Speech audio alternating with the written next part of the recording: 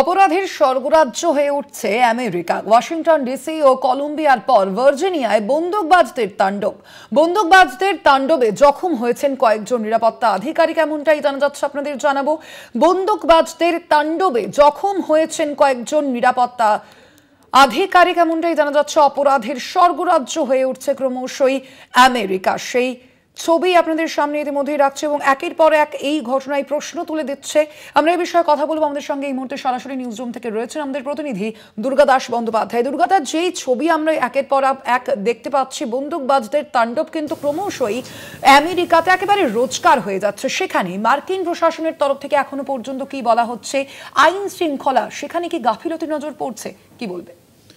দেখো, তুমি জানো যে মার্কিন যুক্তরাষ্ট্র সারা পৃথিবীর বিভিন্ন দেশের খুঁত খুঁজে বেড়ায় এবং তারা নিজেরা মনে করে একমাত্র তারা সভ্য দেশ, তাদের আইন শৃঙ্খলায় তারা শীর্ষে রয়েছে।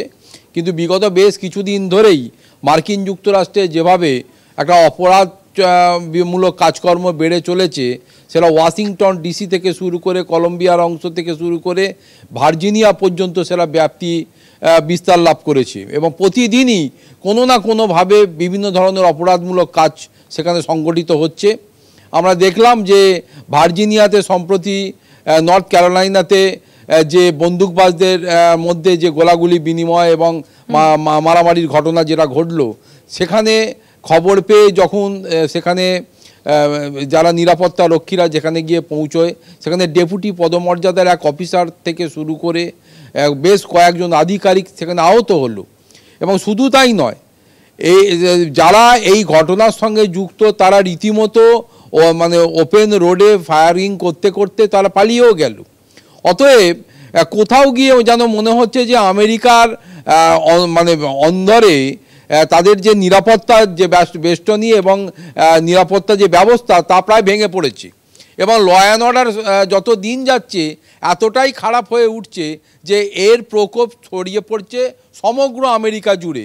ফলে ন্যাশনাল গার্ডকে তোমায় বলে রাখা ভালো, ইতিমধ্যেই ওয়াশিংটন ডিসিতে নামাতে হয়েছে, যেখানে ওয়াশিংটন ডিসিতে নিজস্ব পুলিশ বাহিনী রয়েছে, তারা ফেলিওর। এবং ক্রাইম চার্ট অনুযায়ী প্রতিদিনই যেভাবে ক্রাইম রেকর্ড বেড়ে চলেছে, তাতে কিন্তু যথেষ্ট চিন্তার ভাঁজ পড়েছে এই আমেরিকার প্রশাসনের ওপর। তাই পরিস্থিতি এমন দিকে এগোচ্ছে যে ক্রমশ যদি এই ধরনের ঘটনাকে রেজিস্ট করা না যায়, তাহলে আগামী দিনে সমগ্র আমেরিকা জুড়ে এবার সেনাবাহিনী নামানোর মতো একটা পরিস্থিতি তৈরি হচ্ছে বলে মনে করছে ওয়াকিবহাল মহল। ফলে ট্রাম্প প্রশাসনের উচিত যে নিজের চরকায় তেল দেওয়া, অন্যের ভুল ত্রুটি না ধরে বা অন্যের ওপর স্যাংশন না চাপিয়ে কার অর্থনীতি দুর্বল কার অর্থনীতি ভালো এইসব বিচার না করে আগে নিজের ঘর সামলাক, তারপর উনি ভাবনা চিন্তা করবেন যে অন্য দেশকে কি করলো। আমেরিকা এমন কোনো মসিহা দেশ নয় যে তিনি সমস্ত কিছু ঠিক করে দেবেন আর নিজের মানুষজন তারা নিরাপত্তাহীনতায় ভুগবে। তাই আগে নিজের ঘর সামলাক, তারপর অন্যকে সামলাবার দায়িত্ব নেবে কিনা সেটা পরে ভেবে দেখুক। একেবারে ধন্যবাদ। আমরা কথা বলছিলাম, আমাদের সঙ্গে সরাসরি নিউজ রুম থেকে ছিলেন প্রতিনিধি দুর্গা দাস বন্দ্যোপাধ্যায়।